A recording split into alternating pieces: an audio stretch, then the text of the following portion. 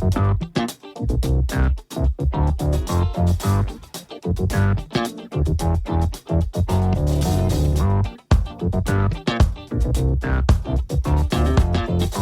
folks, and welcome to the Daily Ratings Podcast. It's a show where each week we're going to be sitting down with Vincent Daly to get his thoughts on the latest movies he's been watching, both older films and new releases.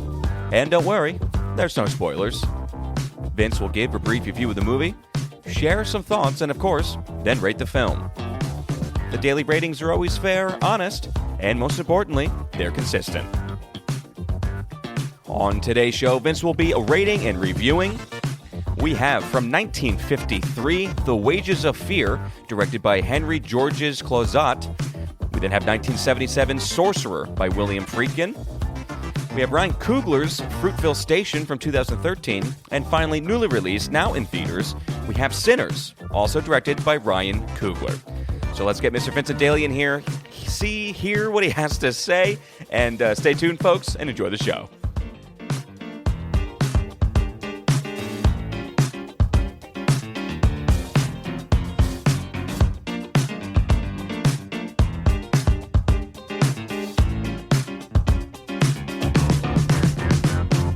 Mr. Vincent Daly, how are we doing across the table there, ma'am? Thomas, how's it going? It's going okay for me. I really like this week. I do too. Because we've done some homework. Yeah, absolutely. I mean, obviously, The Wages of Fear, left over from the birthday list, but a fascinating movie to watch. Yep, we didn't say one word about it to each other. I mean, really something else. Fruitvale Station was really good. It was interesting to see Coogler have a completely different style than what you see in his later career, which is kind of bigger and bigger, either franchise movies or what become franchises. And that was his first feature?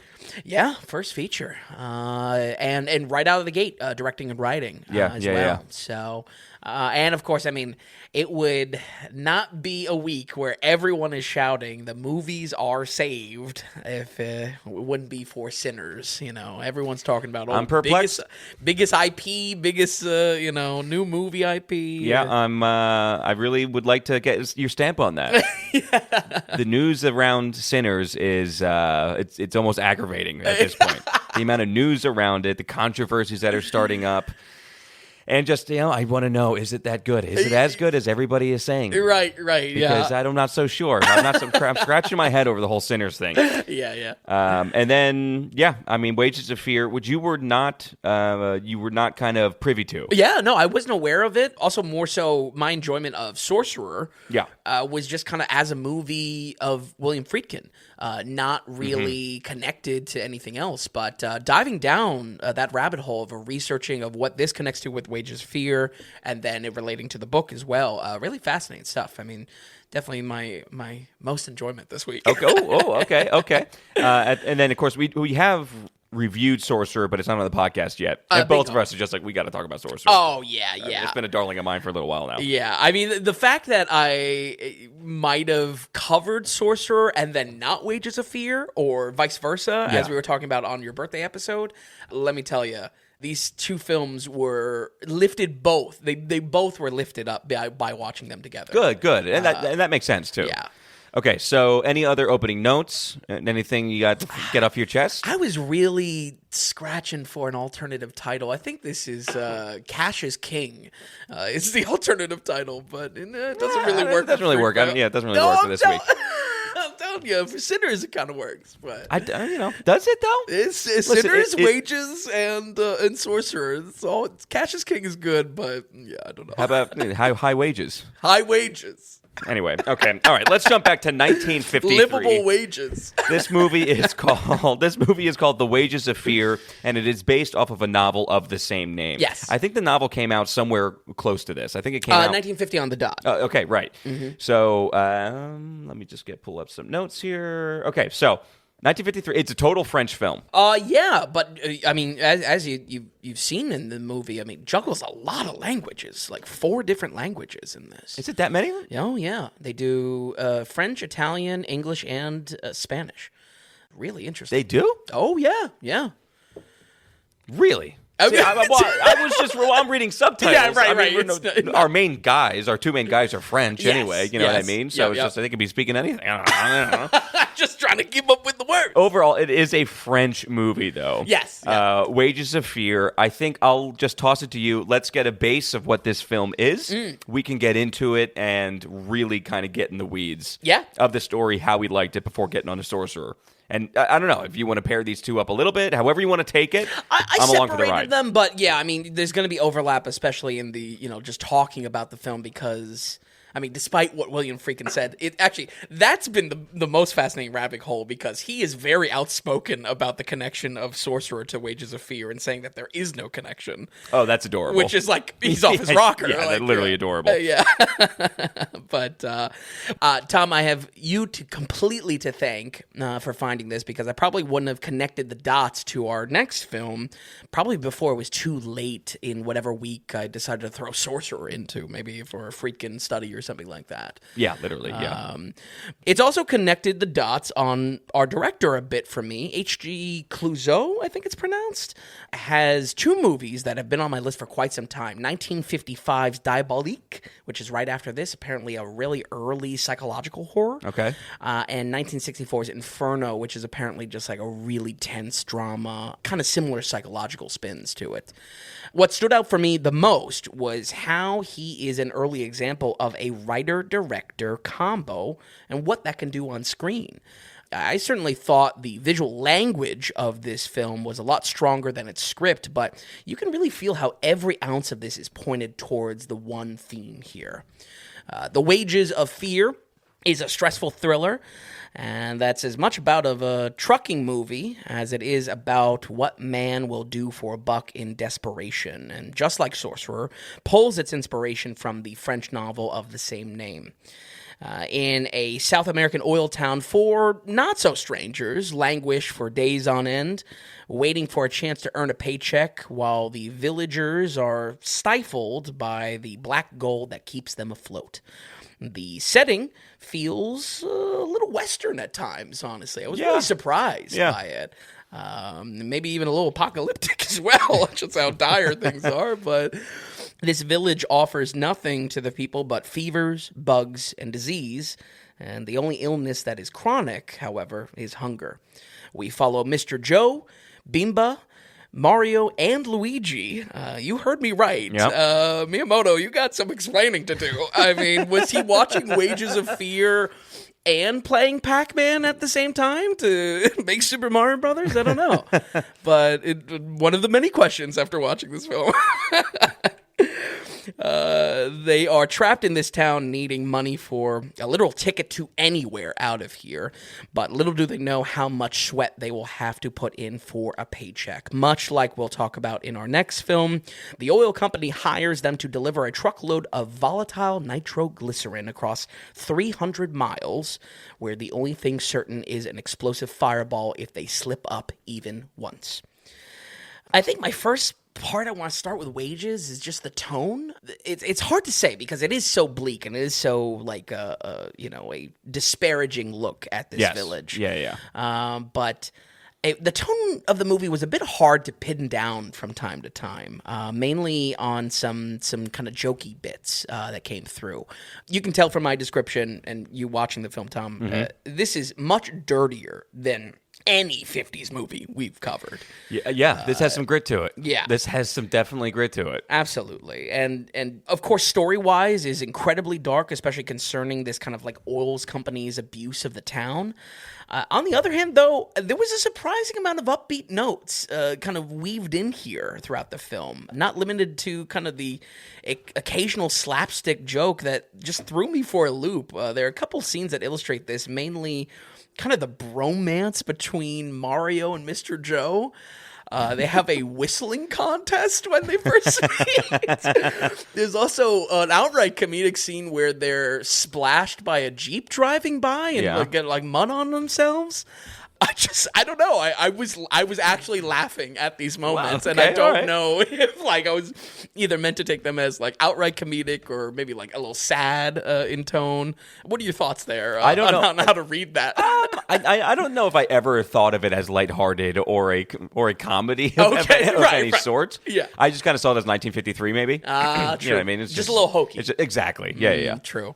I think it stood out to me just because that setting is so vivid, showing just how truly bleak their lives are. You know, if anything, a little bit more evocative than I would say even the hell shown in Sorcerer. It's close. We just spend a lot of time just getting to know the town, where in Sorcerer it's kind of sandwiched in the middle before they get on the road. It's much higher interest into the individuals with Sorcerer. Absolutely. With this one, we're really focused on these two French guys. Yeah. And I also think in this one, it's a little bit more critical of that interaction between the natives of the town and the oil company and what's happening there in that dynamic. But regardless of how you read it, the film communicates how this town is a total melting pot through the mix of personalities. And especially, like I said, the amount of languages being juggled. We have French between our two main characters, Italian between Mario and Luigi then. Of course, okay, yeah. Which, like, I'm still like, don't let me just speed by Mario and Luigi. There are characters named Mario and Luigi. You're right. You're totally right. I'm sorry. It kind of, maybe that's why I was laughing at it. That's true too. I think my shock of it has just because I watched this. You know, I've now watched this like 2.5 times. You know what I mean? They're all fluent in English because of talking with the oil company, and then Spanish are the natives. So really interesting. I mean, I've definitely praised multiple languages in a film before. It's 4 is a bit much, maybe to the point that you kind of just numb to it. But because subtitles are subtitles at that point. Yeah, true, exactly. You're just reading. Yeah. Like I said in the beginning, though, the visual storytelling is by far the highlight for me. I was in love with how this film looked. All over this, I just kept asking myself, how does this look so good? I don't know. What do you mean by that exactly? Well, you like the way the shots are set up? Yeah, just cutaways felt so modern. There were more than just a dozen times that my jaw was on the floor with how this looked, both for 1953 standards, but like we always say, watching in modern day, they felt modern as far as these touches. I think, for instance, there are just fantastic cutaway scenes all over this that just help the editing feel modern. The bar fight early on has this like Tarantino walk-up shot of Mr. Joe's boots walking up to the table. Awesome. Felt like right out of Kill Bill. I love every explosion in this film. I really thought that's where it was going to show some age, but there's one involving a cigarette that's like, whoa, that's a hell of a scene. And you know what? You're totally right in this fact, where it really does feel good watching it. Yeah. The 1953 of it isn't holding back the film all too much. Absolutely. and that was really nice. It's 2.5 hours, by the way. Yeah. It's 2 hours and 36 minutes, and it feels substantial. It didn't feel like a slog to get through. Yeah. That's only because of how good still the movie looks. And I think you're right. I think that the way it's shot, the editing is also huge. And I think just the way the story develops and where it goes. Yeah. I think it's just a well-made film. Yeah. And I think that's where I think like the visual language of it was so much. I mean, the script was great, especially towards the end of where we're getting kind of like the inner drama between all the drivers and whatnot. Visually, I mean, this was a very impressive film. I would say my last little example, and I can't really say it too much because it is towards the end, but holy shit, there is a pool of oil in a scene. Okay. And honestly, there's nothing like I've seen like that. That was intense. That was visceral. It was wow. Yeah, so folks, if you get a chance to watch this, which it's on Max. Yep. Very obtainable. Give it a watch. Give it a watch. I mean, first of all, any story with nitroglycerin, I'm in personally. Sure. Any story revolving anywhere close. Ingredient. Oh, it's unbelievable. I love it. I love it to death. So it's just like 4 guys doing whatever they can to make a buck to transport nitroglycerin. Yep. It's fantastic. And boy, that oil scene At first, it's 1953. I'm watching it, and it's just like, okay, Hershey. Well, it's European, so Nestle could just give a pool of chocolate syrup. Sure, I was actually wondering what it was. To me, I'm just like, oh, clearly this is chocolate syrup. Yeah. And then to hear that these two suffered from what was it called? Oh, conjunctivitis. Yeah. These are two main characters, Yves Montand and then Charles Vanel. Yeah. Actually suffered illness. Because they were splashing around in this pool of actual... No way! It's real crude oil. I did not find that out. And it's like, wow, they really went for it. That's really crude oil. Holy shit. Not chocolate sauce, which is just what it should have been. There's one specific shot in this film where a guy... I'm telling you, it looks like Baron Harkonnen in Dune Part 1 Yes! coming out of his oil bubble bath. I mean... Absolutely. I'm like, woo, these fellas went for it. It's so crazy. It's such an ambitious scene. And I'm telling you, all over this movie, there are smaller scenes, certainly. But I'm telling you, the filmmaking on display here, HG, he killed it. So let me kind of piggyback off of that. Uh-huh. So I also like the film so much. I don't know if I was as blown away with specific tracking shots or this. Okay. It was filmed well in the actual camera moments and things like that. Mm-hmm. It was filmed well enough where it was keeping my attention. Sure. And I think maybe for 70 years that in itself is like means that it's really good. Oh, yeah. My thing is, again, for 53, the stakes actually seemed high at times. Mm-hmm. Part of that was just what we were talking about with the crude oil scene. Mm-hmm. It has and I was getting the thing when I watched it first time, second time watching it. I get this slight feeling, and it's the same feeling I get almost with an Apocalypse Now. Okay. And when I say that is on Amazon, you have productions like The Rings of Power. Okay. And I love that. You can bear with me. You can literally feel the makeup person just behind the camera. So if something is off, somebody can cut, makeup is done perfectly, make sure the hair is perfectly. Sure. You have your spray bottle to make sure so we can see perspiration. Yeah. And when you watch Apocalypse Now, there's something about the way that film is shot and what it looks like. It's like, it actually seems like these actors are going through something. Yeah, they're suffering. And they actually seem exhausted. That's a lot of real sweat going on. And sure enough, production was absolute hell. It was hot. Sets were having issues. They were going through something. And there's something about The Wages of Fear, the original here. I'm like, wow, these guys actually seem sweaty. They actually seems like the clothes have real dirt, not fake makeup dirt on them. Yep. And it kind of seems like things are a little bit legit. There's something gritty about this when we're so used to a pristine 1950s set. Yeah. And some type of Hollywood studio. For sure. This is out in the elements again. And just doing basic research for it. So let me just kind of go down this little paragraph I have here. Sure. So filming began in August of 1951, was scheduled to be for 9 weeks until completion, right? That takes you to like the beginning of November or something like that. So by the end of November, only half of the film was completed, and then they had to take 6 months off because of winter, and the film was done being shot in 1952. So super behind schedule. It cost 50 million francs more. It was 50 million francs over budget. And they said there was numerous problems plagued with the production. Vehicles were getting bogged down. Cranes have fallen over. Sets were ruined. The director broke his ankle. You had our two main characters, like I said, suffering from conjunctivitis. Wow.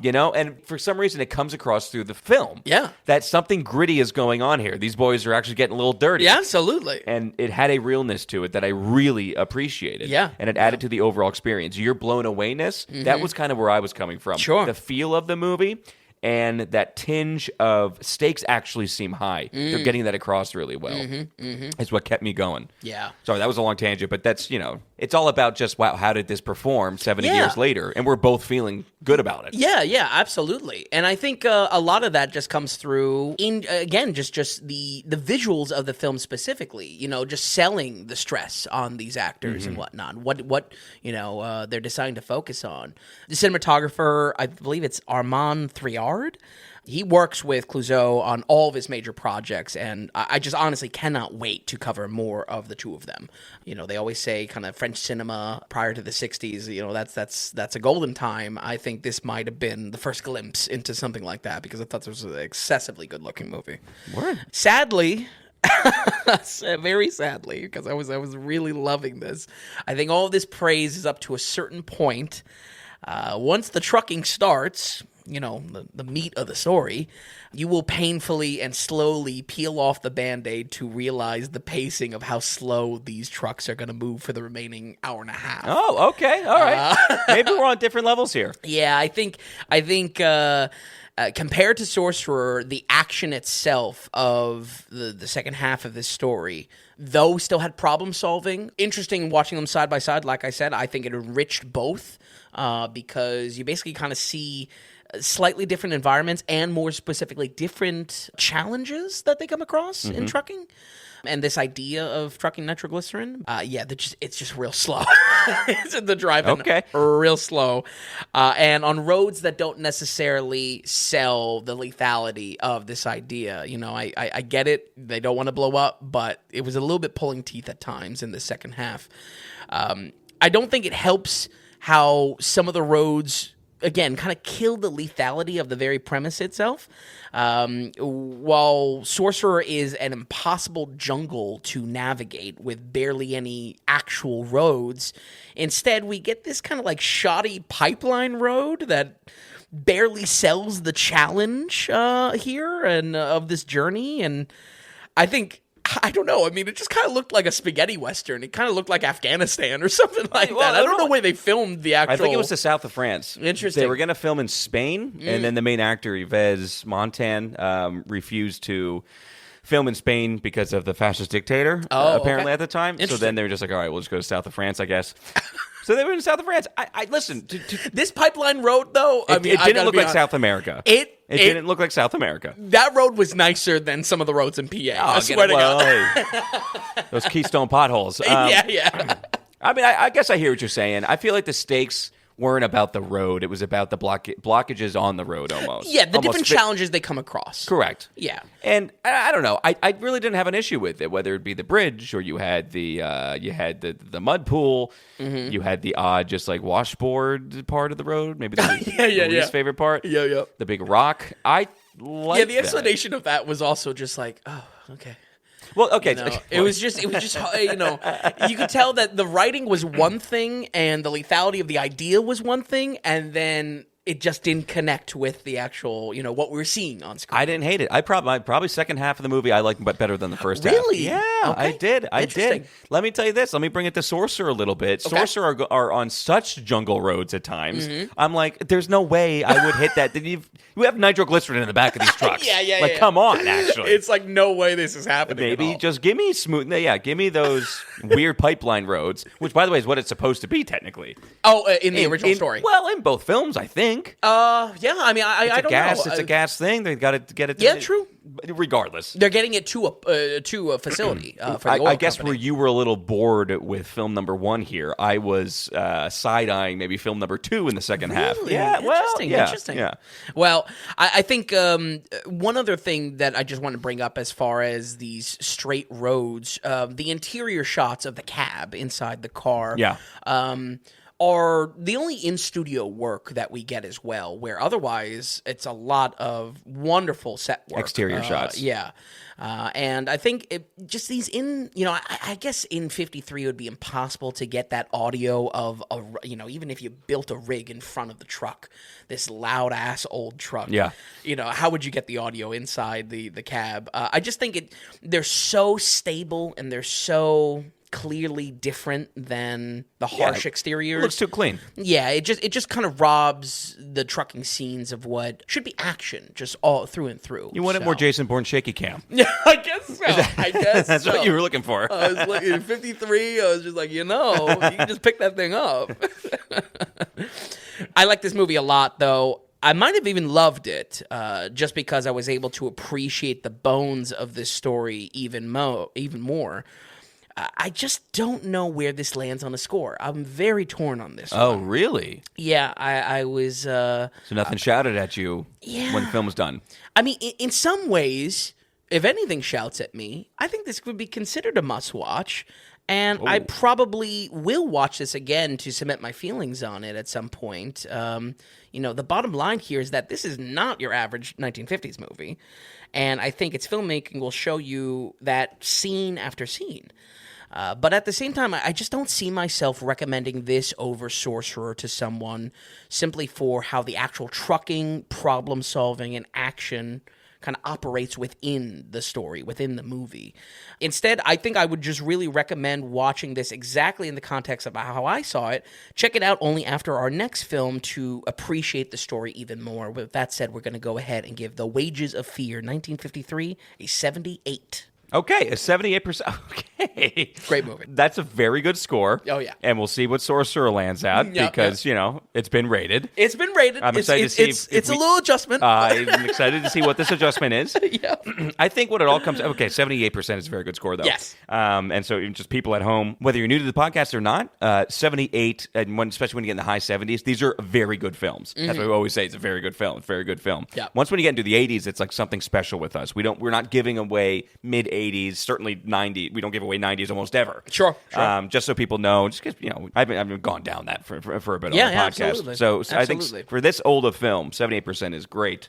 Yeah. I want to go ahead. Sorry. Oh, no, go ahead. I just want to touch on one thing for kind of both of these films. This is a hangout movie. Really? Both these movies are hangout movies because, let's be honest, there's not a lot ever actually going on. And Sure. except for you have very brief periods of high tense, high stress because we have nitroglycerin in the back. If you really think about it, we spend a lot of slowness in the town itself. Yep. We're hanging out with our guys. Then the guys are in the trucks. We're hanging out with the guys in the trucks. And if we're not happy with our main characters, I think both of these films basically completely fall flat. And when it comes to Sorcerer that we're about to touch on, who doesn't want to hang out with Roy Scheider because he's awesome and he just seems legit and the guy seems cool as ice. Does he? Yeah, he really does. And I think a 1953 French version of Roy Scheider is Yves Montand, who we get in Wages of Fear. Absolutely. And I think for a lot of reasons, I don't want to undersell how big of an impact the cast can have on both these films. And I think, thank God, we have two leads that really work and you're down to hang with. Yeah. Because you are hanging with them. Absolutely. Like I said, it's 2.5 hours long. Yeah. To be in 1953 Southern France. Absolutely. And I totally agree as far as like both having strengths in maybe different ways, but equally at the same level. I would say at first I was really annoyed by Mr. Joe. Interesting character, but wow! But by you the get end, there. What character development? Transformation, metamorphosis. Right, no, 100% though. Totally agree. So with that, let's jump to 1977. The Wages of Fear was redone. I don't care what William Friedkin says. He's adamant about it too. Like, gets angry about it. As far as Willie goes, the 70s was a phenomenal. He is crushing it in the 70s. Absolutely. I went back and watched the French Connection too this past weekend. Oh, nice. And that was Roy Scheider, by the way. Yep. And Gene Hackman, who I feel like we're going to have to pepper in Gene Hackman this year. Just because after he died. Yeah, it's true. It's true. We'll have the Superman movies. I don't know how many he's in but listen, he's the first Lex Luthor. Anyway, Willie Friedkin's having a blast in this decade. He's really having a moment. Yeah. And I'm just calling bullshit that this is like this is the exact same movie in so many areas. Yep. So anyway, it's Sorcerer. It's 1977. As I said, our main character this time around is Roy Scheider. If you don't really know that name, he is the main guy in Jaws. Yes. That's who we're dealing with. It's weird that his face probably has now outlived his name, a little bit. I'm telling you what, I was really disappointed. Like, I was really disappointed in Hollywood, going through his IMDb. What a fall off. For the last 20, 25 years of his life, the dude didn't stop working. He worked a lot. And he was just in not good films, like B, C movies. Sure. And then went into even some TV stuff. And it's like, what are you doing? We've got a rock star in our hands. Yeah. Roy Scheider's freaking awesome. For sure. Anyway, you go ahead and get into Sorcerer, and we're kind of compare and contrast. Yeah. Well, I definitely want to start exactly where you were starting, is talking about Friedkin himself. In the 1970s, despite the decade giving birth to a whole new generation of filmmakers, few have left their mark on cinema like William Friedkin. The critical success of The French Connection, and combined with the massive financial success of The Exorcist, put Friedkin in the rare position to, frankly, do whatever the hell he wanted to. Yeah. He really was in a magical moment for a director. He followed up these landmarks films with Sorcerer, which, regardless of its plot around nitroglycerin, was an absolute bomb in 1977. Partly, this had to do with its release window. If movies were known for anything this year in 1977, it was for the inescapable vortex that was Lucas's original Star Wars. Yeah. I guess the story goes that Friedkin was literally up weekend to weekend with Star Wars that at the Chinese theater, Sorcerer replaced Star Wars and then got kicked out 2 or 3 days later to replace with Star Wars again. It totally makes sense. Yes. 1977 is a black hole of box office, and Star Wars is the black hole. Everyone gets sucked into Star Wars. Absolutely. And it is the only thing that survives. Yeah. And I'm not even saying I'm mad with that, but it's a lot. It's a cultural event that I don't think any film probably could compete with. Right. But allow me to speak for myself, for you, Tom, our director, and probably mostly anyone that has come across this movie. This is not only a hidden gem you should check out from the 70s, but it's one of the strongest films of the whole decade as far as the vision behind it. Despite its mystical-sounding name, Sorcerer is no fantasy, and instead is a hyper-tense thriller that puts 4 true strangers in charge of transporting dangerous explosives on a treacherous South American road. Straight up, if you enjoy any of those risky trucking shows, Ice Road Truckers, whatnot, I'm telling you, when people tell me they like those shows, I say, oh, you got to watch Sorcerer. This has been my go-to recommendation in my holster. Okay, now can I just jump in there then? Yeah. So, we get it. You're probably not a Smokey and the Bandit guy. Totally get it. Totally get it. Here's the thing. Okay, here's the thing. Do you warn them? Hey, by the way, you may or may not be in Israel at some point, in France at some point. You may not be in Elizabeth, New Jersey. We'll get it. It's a 2-hour movie. Are you right? Do you give them the warning that it's not a straight trucking movie? Because I bet you don't. No, definitely don't. I say, watch this movie. Open up your mind. I'm telling you, this is still just like, man, absolutely my go-to trucking movie. Not that's a competed It's slot. not like I don't respect that. I mean, I love this movie. Yeah. Like our last film, it is directly based off the 1950s French novel, or 1950 French novel. And even though we've paired it with the strikingly similar Wages of Fear this week, Billy himself denies ever that this was a remake of that film. Having watched both and having just talked about Wages of Fear, I mean, he's completely off his rocker with this assertion, but I suppose the difference is all in execution. The first hour of this story might be a bit discombobulating for the first viewing, but if you've seen The Exorcist, then you know how masterful our director is at burying the lead. We kick things off by jumping around the globe to each of our main characters and how shit has hit the fan in each of their lives. Regardless of what each of them is trying to escape, however, they all find themselves in remote South American village, working as laborers to lose the heat. And while they lose the heat, they also are shedding a torrent of sweat. This is also side by side in like a Predator 2, in like movies that I just oddly appreciate the amount of sweat. Maybe it's on the same note. Yeah. Yes. It's maybe on that same note of the just like sweat is real. The sweat, they can't even fake it. It's that much sweat. They cannot fake it. Seriously, one of my favorite scenes in this is Roy Schneider he's at a bar. He's staring at a pinup, and, we follow his eyes. It goes over the girl, and only for his eyes to be drawn to an ice-cold bottle of Coke that is in the picture. I mean, like, it was just like, wow. Yeah, no good. words said. What a fantastic way to sell that. Like, he's hotter than his desires of being stuck in this, no-name town.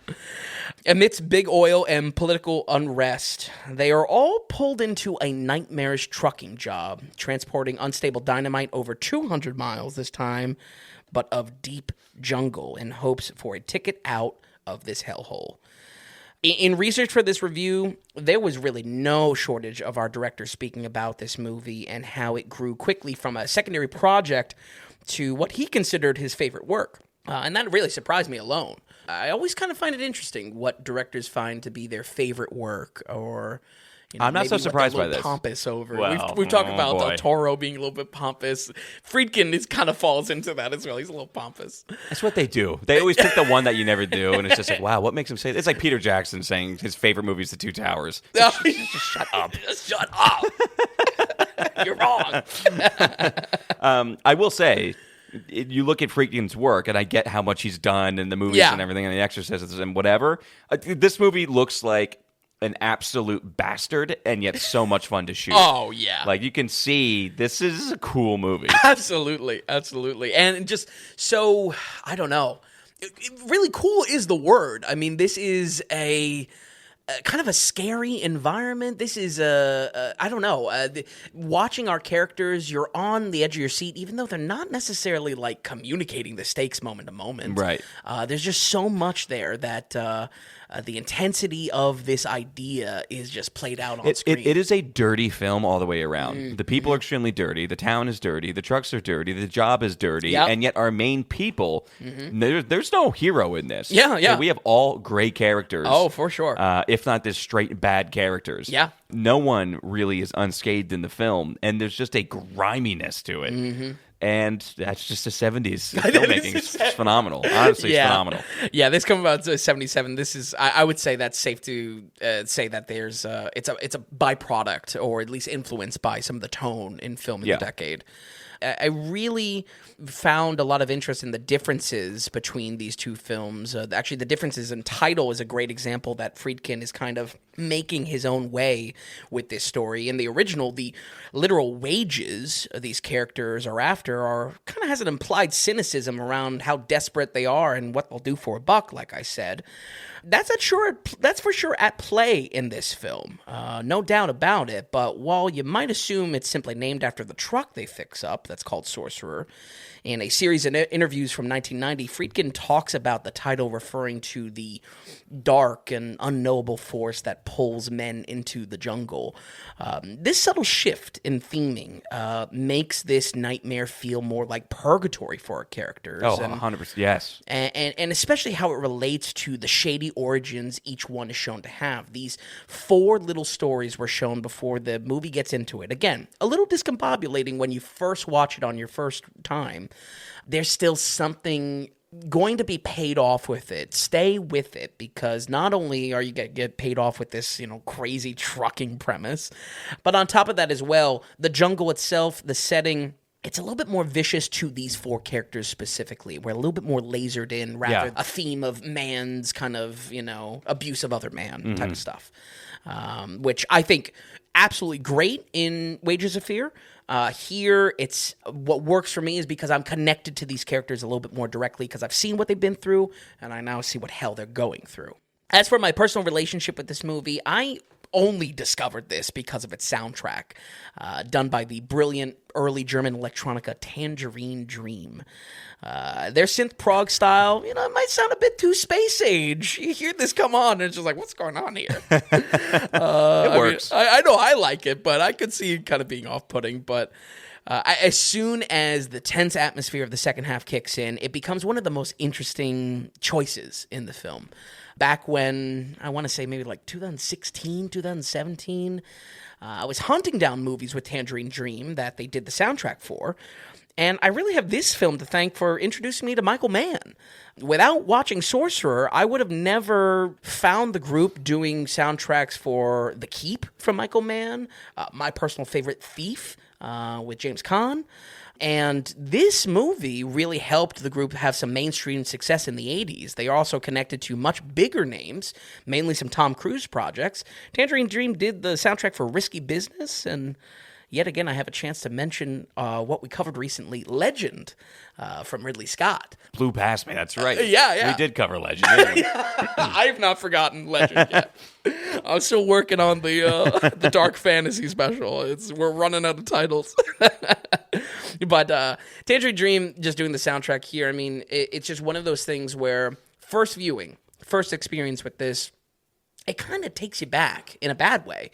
But as you settle in with the film, as you really digest what's going on here, man, it's I think it works totally. It's an all-timer. Yeah, because it has a it doesn't make you feel great. It doesn't I think the feeling of the music, the vibe of the score is the vibe of what we're seeing on screen. And it is that dirtiness, that griminess. It's it is tense. And unsettling. Yeah. And I think it's pretty electric. Yeah.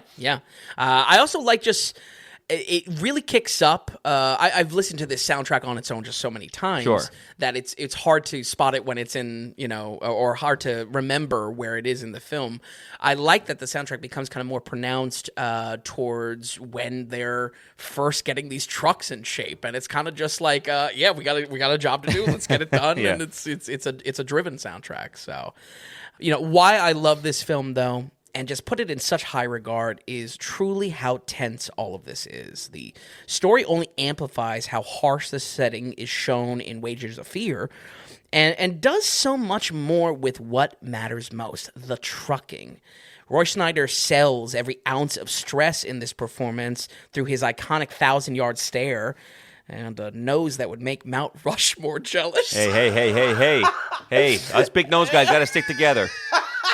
Me, Roy Scheider. I'm actually surprised I wrote that down. Brody, okay? Brody? Brody's got the biggest one of all. Yeah, Brody's King Schnozzola. Hey. It's just that one, the shots of his profile in the truck, and I think there's one earlier, like they're all in like a Jeep or something like that. Man, I mean, like it's just like it is carved out of stone. He's a substantial man. He's got us in the nose region. He's in the nose region. Oh man, but I think when it comes with Schneider, Scheider, by the way. Scheider. No N. There's no N? No, there's no N. Oh, that's autocorrect doing me dirty. Literally. I remember like 10 years ago, I Yeah. just called him Schneider constantly. Yeah. Until I looked at it and I was like, Scheider. Get the hell out of here.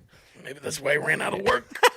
People were calling him, hey, Schneider's not picking up the phone. The yellow pages are they're in the wrong section. I can't get a hold of him. We want to cast him. Oh, shit. I guess, I don't know, I'll kind of just pose this. For this versus Jaws, how do you think it matches up for Roy? Well, in what way? Performance-wise.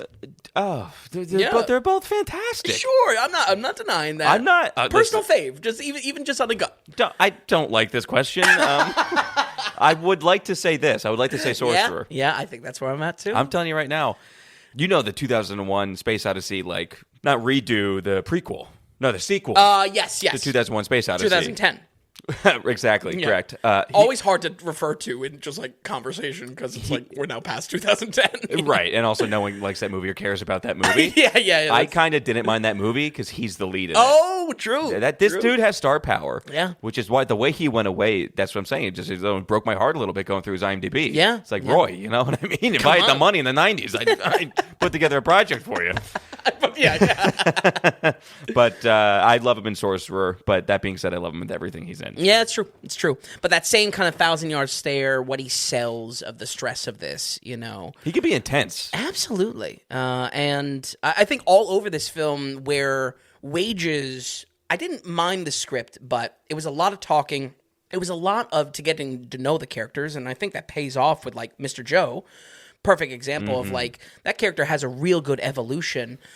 Here in Sorcerer, the less words, the better. It's because shown. Exactly. There's We're so much really work done. The first 25 minutes, there's so much. Like you said, we know the characters better in this film, and it's because we're shown it, because we get actually more story going on. Exactly. Yeah. What Roy goes through towards the end, kind of looping in on these themes of purgatory, really just fantastic. I mean, if there is a payoff, you'd think the payoff is trucking. You think the payoff is like, oh, maybe an explosion here and there. No, the payoff is actually the nightmare that the later So film true. is. So, It's so true. across the board, all of our main actors really do a great job at showing that stress, but it's really only through the action, the problem solving, and the challenge do we, as the audience, feel that stress as well. We're going to go ahead and give Sorcerer 1977 and 82. And 82% bumped it up a tiny bit. It was a 79 before. I got no bones Totally about the bump allowing up here. that. It's fine.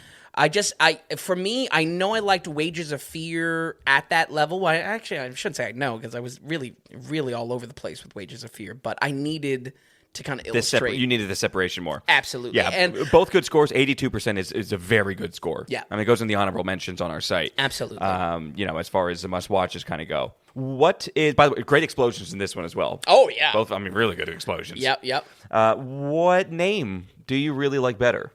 Because I think the Wages of Fear just makes so much more sense. It does, and I think it's good because it tunes you in of like this money critique almost to it. That money is dirty as the environment. I do say after, I don't know, I'm kind of drinking the Kool-Aid from Philly after hearing that that dark mystic. I got caught up in that a little bit. All right, that's okay. What about you? What Wages of Fear? I like Wages of Fear more. Okay. Sorcerer, I think it's adds confusion. Yeah, and I don't think you want that. I think 1977 is confusing enough. Yeah. Okay. Star Wars is doing enough damage from all the other films. So it's also in that interview from 1990. It went into like a book or something like that. It's a bunch of interviews with the director. It's like he talks about it right out the gate of just like, oh, it's about the dark pole of the jungle. It's just like, yeah, but it's also the name on the fucking truck, dude. That you made. The truck didn't have that name. So that's so true. We gotta keep him in check. I mean, obviously he's dead now. I know, but I know. And you know what his last film was? What was the last film? He redid Kane Mutiny, and it was like direct to streaming practically. Yes. Oh, wow. Came out last year. No. Or 2 years ago. Yeah, it was 2 years, during podcast. Wow. Yes. I really didn't know that. Genuinely didn't know that. Kiefer Sutherland's the main guy in it. Oh, love Kiefer. So, yeah. Love Kiefer. Anyway, so great explosions. What is my other note here? Maybe that's it. Billy Friedkin, Willie. Did he also do Exorcist 3? No, but that has George C. Scott in it. And I also heard it's truly a phenomenal film. Yes, yeah. I've never seen it. You haven't seen it? No. I would maybe watch that with you. Okay, wow. That's big talk for... Okay. I think it's actually really scary, though. I'm sure. But listen, George C. Scott's going to be pulling a lot of weight on that one. But I had just recently heard, obviously, George C. Scott, you and I, he's just always on the back of mind.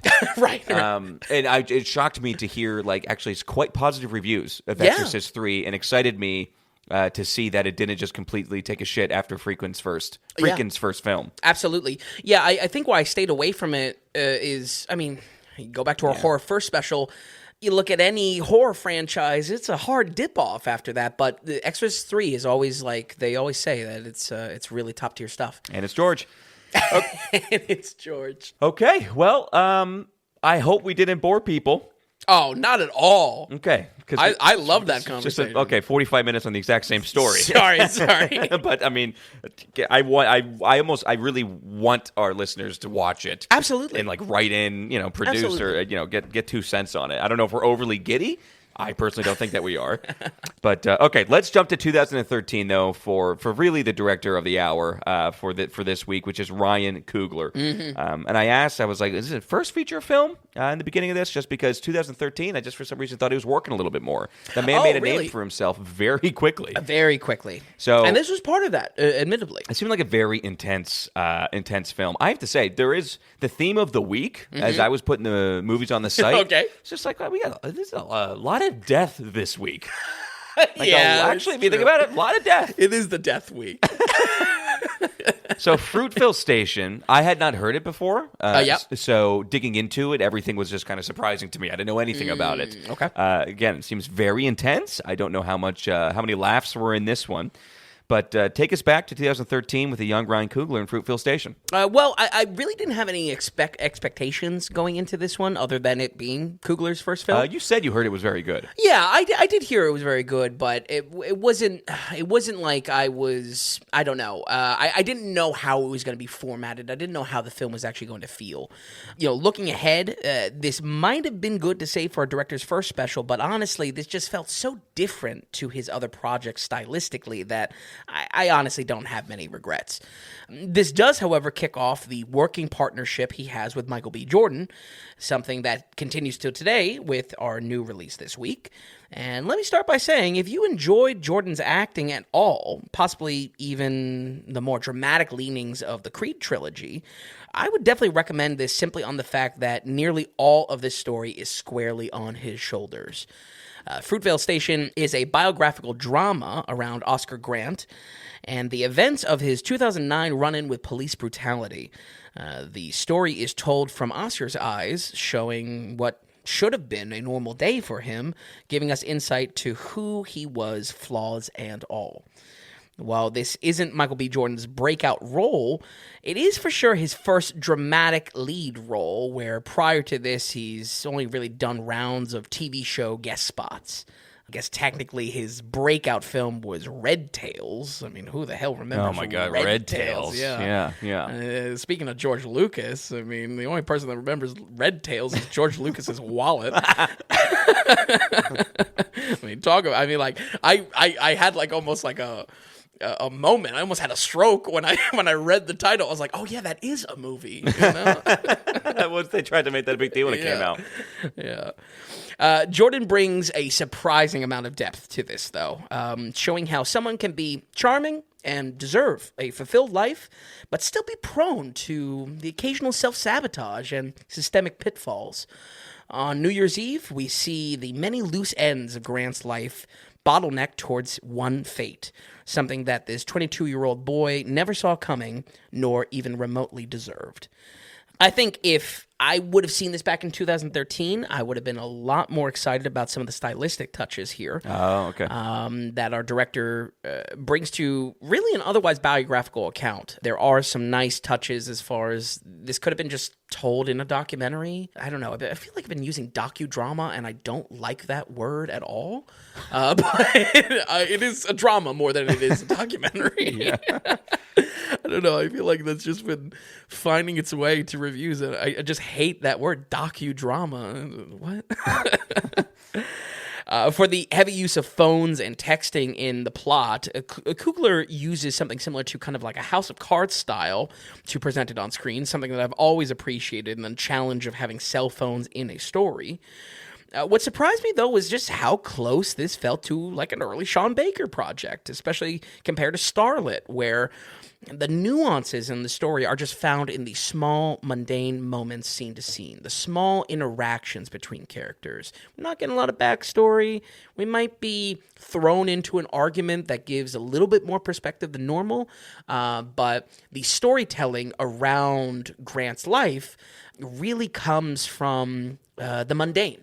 And in that way, really felt, side by side, a peer with Sean Baker's projects, which, once again, you know, it's there where I realized this probably wouldn't have been a good contender for a special down the road, since Coogler's modern career has just been focused on, you know, larger and larger movies.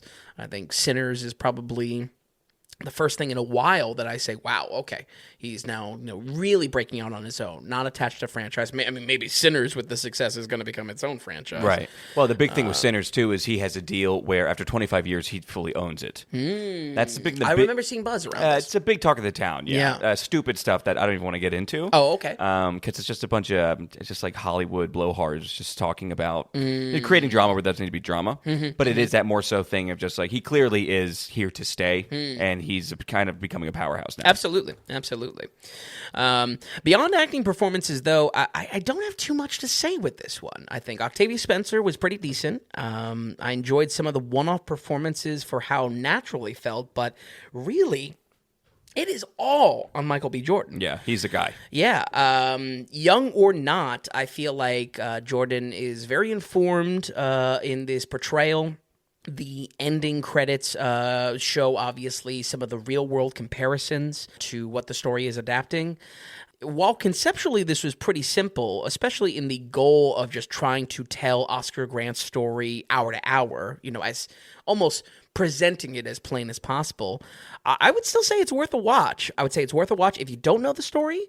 I would say it's worth a watch, absolutely, if you're maybe on a Michael B. Jordan kick, especially after Sinners. He's a standout in there as well, twice over.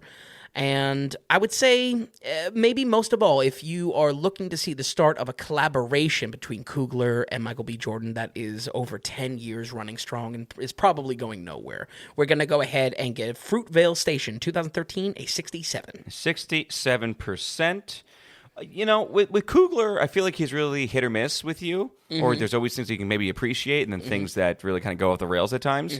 Michael B. Jordan seems to always be amazing. Yeah, absolutely. And he directed Creed 3, correct? Yes. Which you gave a pretty good... I think you gave that a 77, 79. Yeah. Creed 3 was... I always remember that as my favorite of the Creeds. I know, he just got lost in the sauce that year. Yeah. A little bit. You know? Well, and then, of course, you know, what's his face? Oh, yeah. Dragged it down a bit. Truly, what's his face at this point? They had a Jonathan Majors. a failed comeback. But that did not help Creed 3 at all. Because I feel like that kind of got purposely buried in the news a little bit. But, man, Michael B. Jordan is top talent. Yeah, I got to say, I mean, this was a different type of, way different than what we see in Sinners, but if anything, it shows a lot of range, and he is super young in this. He looked very young. Yeah, I mean, he looks like a kid practically. Yeah, the kid, the acting he did in the TV space before this was literally like, you know, every like house and all the medical shows and all the police shows. I mean, like character of the week type of mentality. So to see him bring so much empathy, awareness to the sensitivity of this performance, he really did a great job. I think where the 67 comes from, very simply, it's just a real small movie.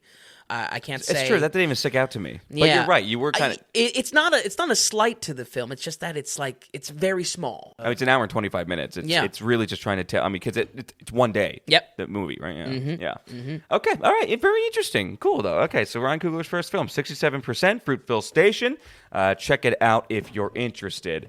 We just want to thank our producer this week, by the way, which is Linda Schiller, once again coming in with her monthly donation of a movie ticket for you, Finn. Linda, thank you as always. You continue to produce. You're an executive producer of episode 183. We appreciate you so much. Anytime you have a note you want to write in, you just go ahead and write that in. We'll read that here in the producer segment. So, folks, kind of like I said earlier, actually, if we have new listeners here, whether you've been listening here or there, or you're new, or you've been here every single week, we are completely producer supported. You're not going to hear an advertising break on this podcast. And do you appreciate that? And are you having a good time here? Are you using the website? That's some type of value in your pocket. That's how we look at that. Can you send us value back in our pocket? We are going off the value for value model, not the advertising model, not the paywall model where you have to become a member or something like that, pay money every month in order to gain content. It's not like that. It's also not Patreon where you give a little bit to get a little bit. Basically, everyone's on their own finances, so we don't want to do any of that. We want to do the value for value. So if you're finding value, what value do you have this week? What are you getting out of it? Peg whatever number you want to. Whether it's $5, $50, $500, it can be whatever you want. When you go to thedailyratings.com, head to the donations tab, and right there is our donation page. And all the information is there, whether you just want to use your credit or debit card, through PayPal or Venmo. Hell, even if you like to do Satoshis, if you're really into Bitcoin, we even accept Satoshis. Any way that you feel like you want to send in some money our way, it's all available and all the information is right there for you. You also see a big value for value button there. So you click that, and again, there's not a set number. You just peg whatever value that you feel like you're getting and have to offer. Any money that comes our way, any donation that comes our way, Vin and I immensely appreciate it. It does go a long way.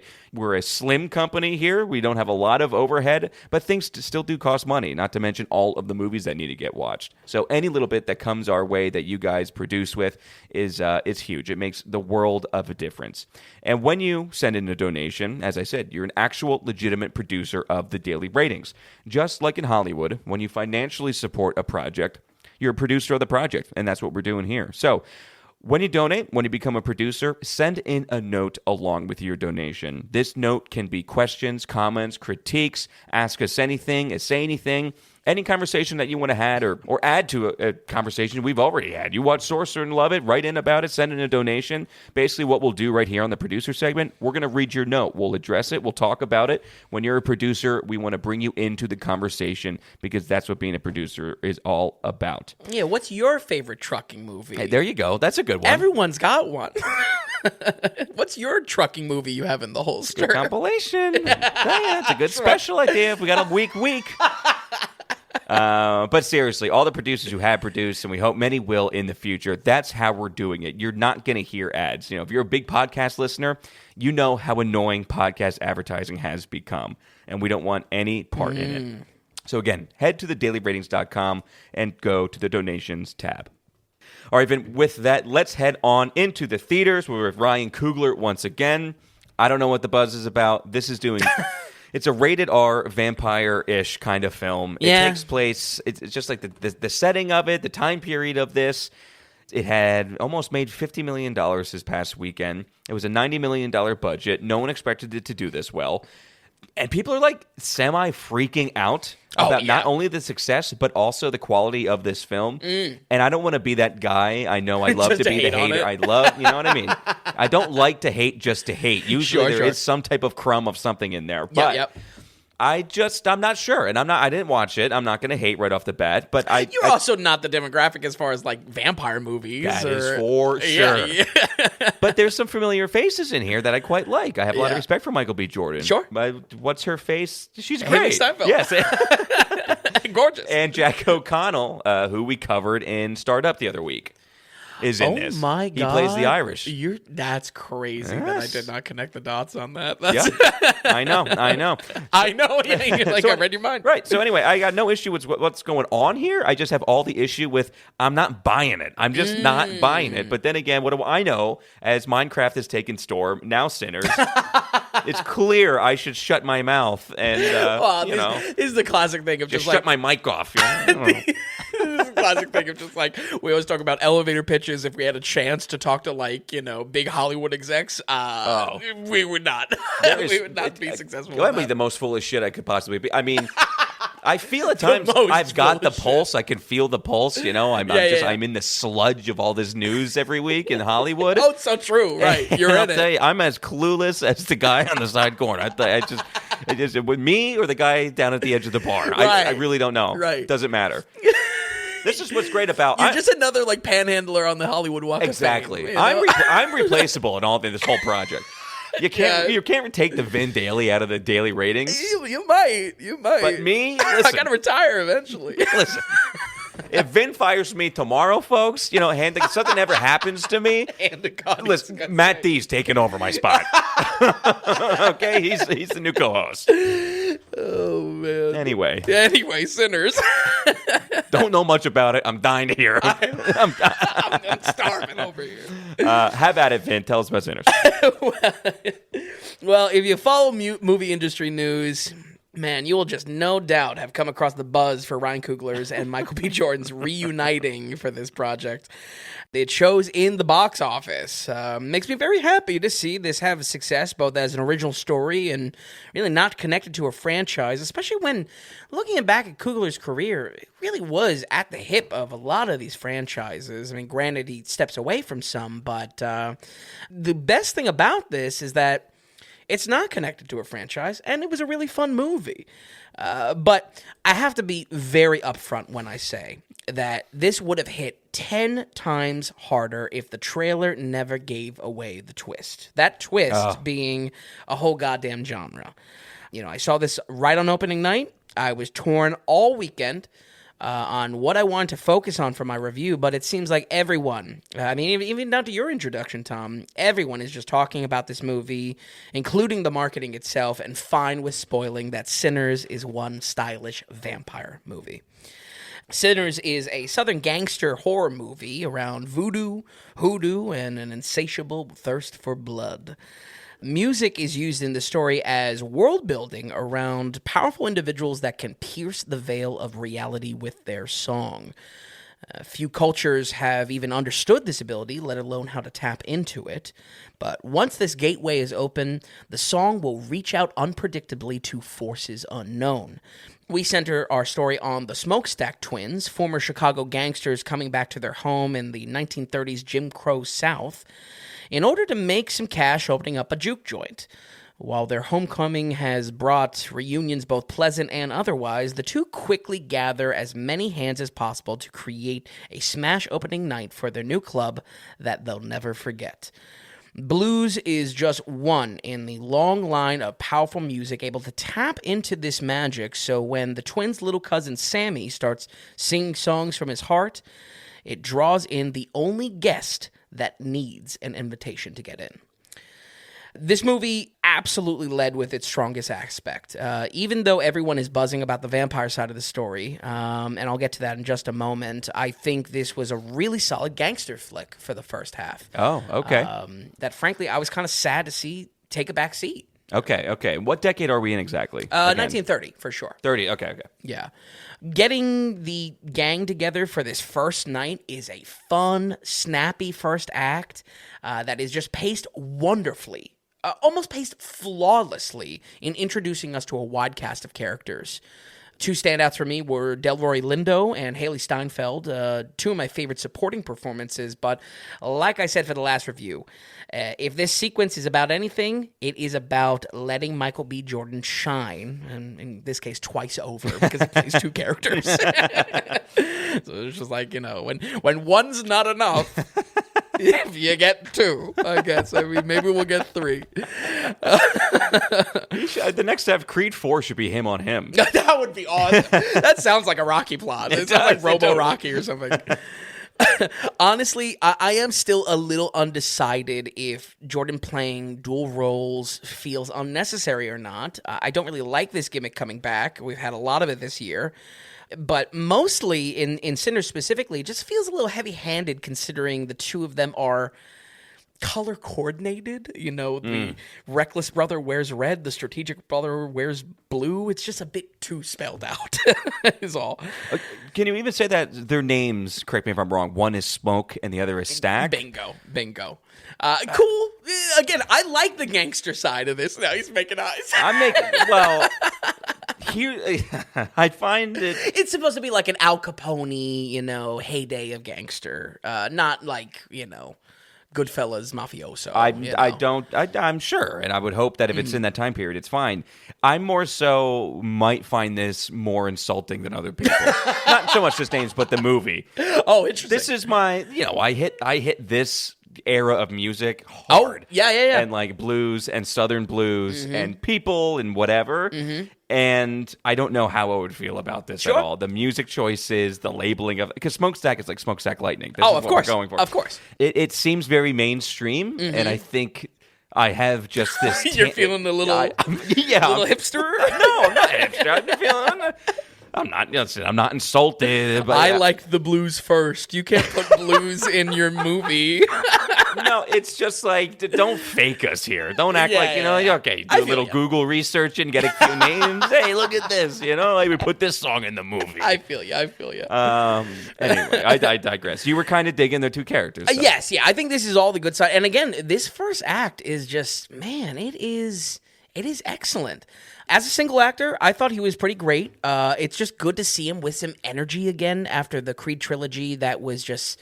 that character just got so much more quieter and beat down with each film that it's not really the energy of that first Creed movie.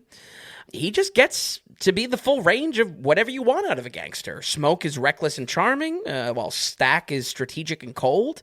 Above all else, though, it might be the secret ingredient to this great pacing.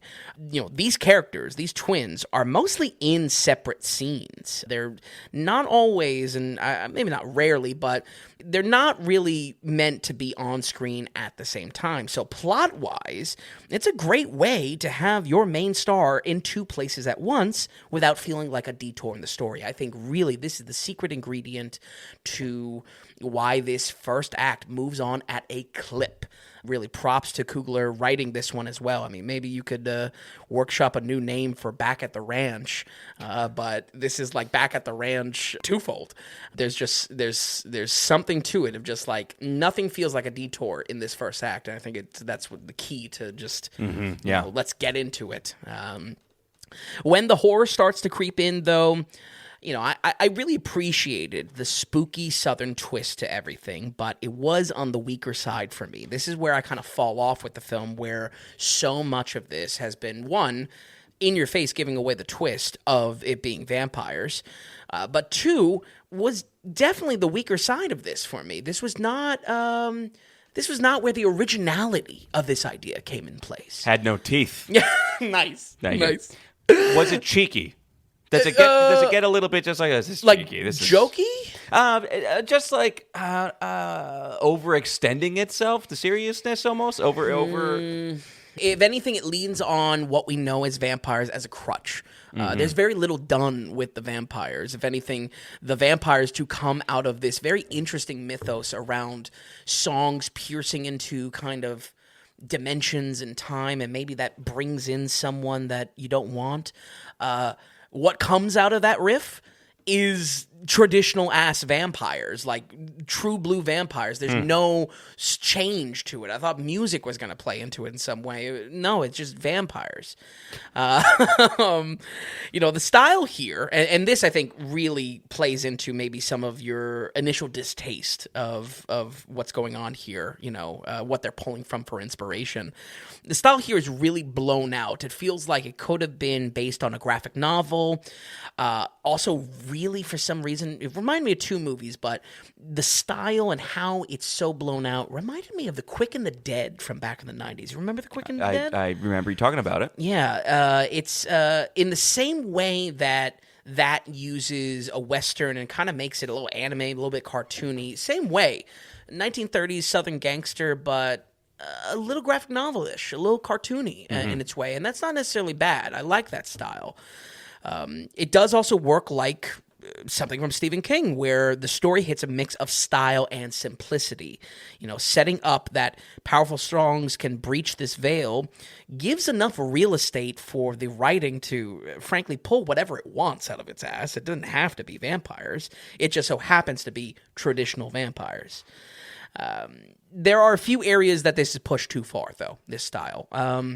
The biggest music scene in the film makes a very interesting choice that will split audiences on how it's handled. There's been a lot of praise of this scene online. It's an impressive one-take shot, and when it comes along, it certainly had my attention, but it is a bit of a what-the-hell moment, considering two separate groups said that out loud in my theater. Oh, really? Yeah. Opening night, by the way, your theater must have been packed. Absolutely packed. Yeah. Not a big theater, but absolutely packed. Personally, I didn't have too much of an issue with the scene. It is really going to be a make or break scene. And I think for you, I'm looking at you, Tom, it's a break. Especially if you're already taking issue with the music before knowing what music was used. This one's that's going to be where you turn it off. Personally, I took more issue with just, again, the vampires. How lazily they incorporated these vampires into the story. Believe me, I get it. I know we all know what vampires are, but I cannot tell you how cheap it felt, how so cheap it was to me that little over halfway in, our characters are all just making wooden stakes and know the rules of the monster, and to me it just felt a little unearned. Where the first half of the film sets up such authenticity to its Southern Gothic style, the cultures, the melting pot of this, not even just African-American cultures. There's really a lot covered there. Like I said in the beginning, this week kind of all revolving around money in smaller ways, what money does to people's intentions, whether they're good or bad. All of this is earned in the first half of the movie. Anything connected to vampires is unearned and is used as a crutch to say, oh, the audience knows what vampires is. Let's go have a vampire payoff. Right. Does that make sense? It totally does. And I love that you bringing up even just graphic novel. This screams comic book or graphic novel. Yeah. I vaguely remember it being related to something, but I couldn't find anything in research. I don't know. Maybe I was just I didn't do too much research into that. I mean, because everyone is talking about how this is Kugler's just kind of invention. He came up with this stuff. Right.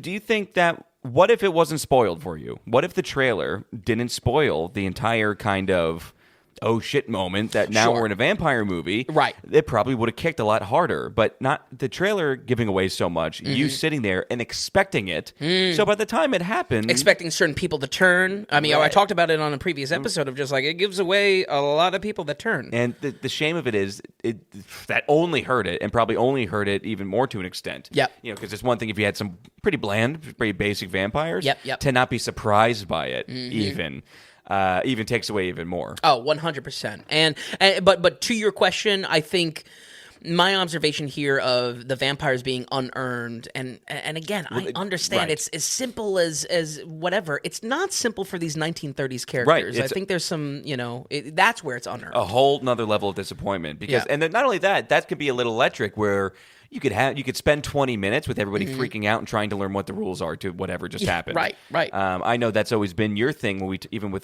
going back to our zombie special, absolutely. where you love people taking the small steps to realize what is going on, and then taking step by step of trying to actually figure out how to deal with it. Absolutely. That's the movie. What's the rules of the monster? That's the best part of it. For sure. Yeah, you're so right. You're going to get me fired up now. You're so right, because that is a monster movie. And if this is a monster movie, it's not that. I don't know. The second half of this, the turn in the second half, going from specifically a crime genre to full-on vampires. It's a lot. It's trying to be a lot. It really reminded me vividly of one film, and that is Rodriguez and Tarantino's collab From Dusk Till Dawn. Almost identical in the fact that the pairing is crime into vampires. I even go so far to say that both movies' first half is much stronger than what pays off by the end, especially with how slick that crime element feels. That's my praise here. That's certainly, if we ever covered Dusk Till Dawn, that would be my praise for the first half of that movie. George Clooney and Tarantino, I mean, some cool criminals. I want to be in that crime world. But even though this has some lopsidedness that made me wish we got either one, a great Southern gangster flick, or maybe a little bit more earned of a vampire flick from our director, I still thought it was his strongest movie in a very long time, if not his strongest movie, and worth checking out in theaters for yourself, especially if you have any respect to the care that he's put into the different releases when it comes to IMAX and how to view the movie. We're going to go ahead and give Sinners a 74. Okay, I've got a little bit of whiplash here. Oh, okay. 74 is a pretty good movie. That means, that's a very good film almost. Yeah. So that first half is doing that legwork? Absolutely. Okay. Absolutely. And don't get me wrong. You still say go see it, even though you're relatively disappointed with how the vampire basic side. Right. Listen, I think it's a crutch. Is the vampire side outright bad? No, I just think it's lazy. I just think it's doesn't do anything creative, where the first half of the movie was all creative, so original, both in its setting work, what it pulls, the mythos of this music veil, all that. Very cool, very original, and all earned. And then all of a sudden there's vampires in the mix, and I get that if that was the point from the very start, that's fantastic. But there's something to it of just there's so little done to get us to carving wood stakes and be like, all right, you got to stab him through the heart. It's just not it. Okay, well, 74 is actually, I just was reading in the 60s almost from you. Yeah, so I'm glad that you almost kind of did enjoy yourself. Yeah. This is your way of tamping down the craziness that's also going around. yeah, true. Was this at on 80s? It's high 80s. Yeah, high. I mean, it's off the charts with Rotten Tomatoes and everything. Metacritic is going really well. Yeah. And then, like I said, there's just this one Variety article that came out. Oh, okay. And that's been getting shot down a lot, and the person who wrote it.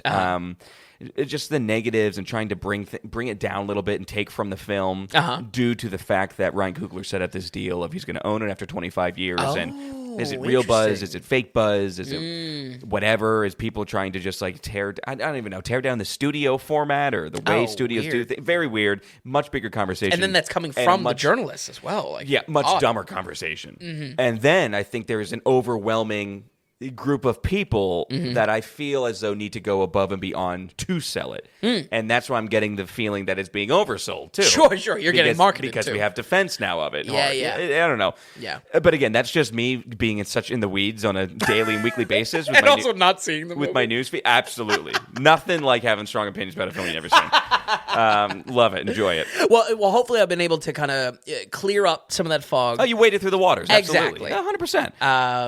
100%. There's really something to this. I think this is a great watch as far as you want to put on a fun horror movie. Awesome. I got to tell you now, what I want is this first half of the movie. Yeah, I'm with you. Think about how much mob movies are overdone. I mean, look at Alto Nights. Oh, thank you. Have we milked this dry yet or not? Absolutely. The wound was fresh, especially with the dual role. And then give us a Southern mob movie? Yeah. That's actually hitting from the 30s? Okay, that sounds good to me. Absolutely. Rather than take us out of the 50s and the 70s. Absolutely. Interesting. Yeah. Is it too long? No, I don't think so. 2 hours and 17. Even when we're done with what I thought was the really original piece, and we're just, if anything, because the movie is split in half, it feels like 2 episodes of a show or something like that transforms, Yeah. And again, that's just till dawn. I mean, at the exact halfway point, there's a transformation, just what happened in this movie and why are there vampires in it? It's just that's this, and it goes with it. It runs with it. But I just feel there was something more that could have been built up in that first act. Okay, all right, Vin. Well, man, thank you so much for clearing that up for us. And anything else you'd like to say? Any finishing notes? Roll credits? What do you want to do here? I think we can roll credits. I was going to give some perspective to the next week, but it's all over the place. We're going to see what we can get done. But we're going into we have a good week next week, actually. We're going to do a lot of releases. So. Well, and we're going to start... yes, Hitchcock May. Yeah. Almost forgot. Hitchcock May will be starting next week. Woohoo! Yes. I honestly, I gotta pick out what I'm exactly watching. I know there was a few that really stood out to me. That's just one of those things where it's just like I'm excited for watching those movies because there's just so much, and I like specifically only like covering a handful every year. Yeah. You know, it really is enjoyable to pace it out. You know, with how much work Hitchcock has done, should we do Name in a Hat, Pluck? Oh, I could do it live. I could do it live on the on the new show. No, I know. Because there are ones I actually want to watch. Exactly. All right, Vin, thank you. So we'll lock that down for Tuesday's news show. Otherwise, Vin, thank you for watching these. Thanks for stopping by here this evening. Folks at home, we'll run it down one more time. This was a good week here. So we have The Wages of Fear with a 78%. We then have Sorcerer with an 82%, Fruitvale Station with a 67%, and brand new Sinners with a 74%. All right, folks, it's always a blast, as always, and we'll see you back here next week on the Daily Ratings Podcast.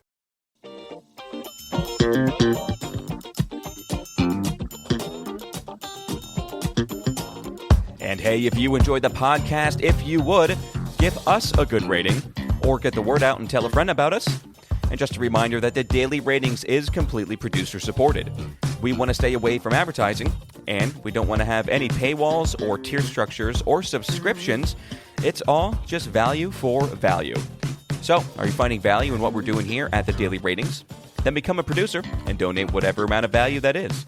Just go to the donations tab on thedailyratings.com, and while you're there, be sure to check out the massive amount of films that Vince has rated. So thanks so much, everybody. We'll see you next time on the Daily Ratings Podcast.